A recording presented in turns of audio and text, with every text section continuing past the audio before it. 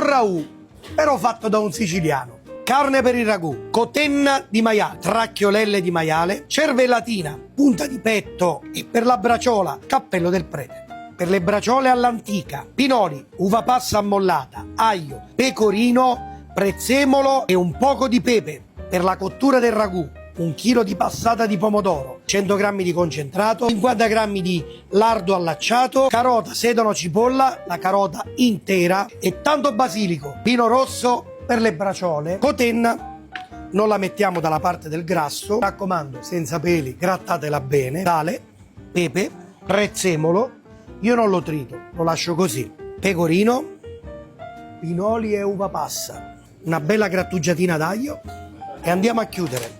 Niente stecchini, un bello spago, braciola di cotica pronta. Passiamo alla braciola di manzo. Qui utilizzate comunque una carne che abbia una bella fibra con tanto collagene e una bella percentuale di grasso. Di nuovo sale, pepe, prezzemolo, uva passa e pinoli. Anche qua immancabile il pecorino e l'aglietto. Anche qui evitate stecchini o altro.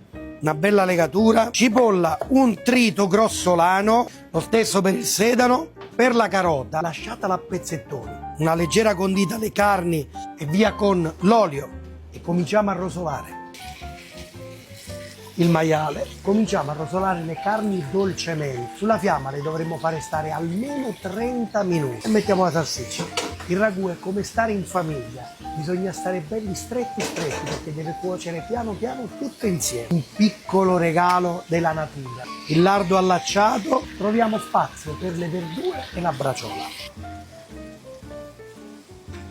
Si sono asciugate le verdure, cominciamo con il concentrato. Non dovrà rosolare, ma dovrà leggermente, dico leggermente, caramellare. Un bel bicchiere di vino rosso, mi raccomando, bello, corposo. Fate evaporare tutto l'alcol del vino rosso. Dopo 10 minuti mettiamo il pomodoro.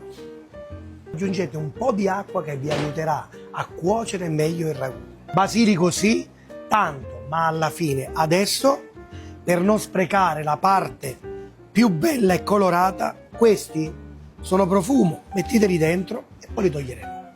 Mettiamola a pippiare piano piano, per le prime 2 ore metteremo a cuocere le salsicce e le verranno tolte. A 3 ore toglieremo la carne e le braciole, le altre 2 ore lentamente lo faremo restringere fino a farlo diventare seta. Una bella terrina di casa, peschiamo la tracchiolella, è arrivata la braciola. Ci serve un complice, eccolo qua. Almeno la domenica, fate i bravi.